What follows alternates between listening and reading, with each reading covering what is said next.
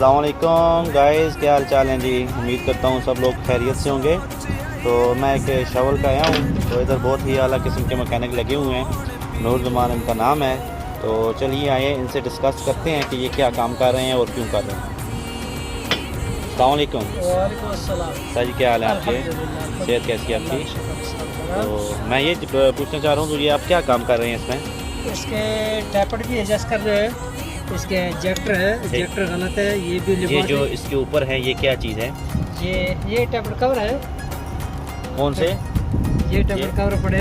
ये अच्छा, ये ऊपर कवर है। कवर है ऊपर। और ये इसके अंदर क्या है? ये है इसके टैपट एडजस्ट करने वाले जी, ठीक है। टैपट एडजस्टर। टैपट एडजस्टर है, ठीक है। ये एजेक्टर है। एजेक्टर इसके खोल के पेज साइड पे साफ करवा दे। गलत है, ये सफ़ेद दूध दे रहा है।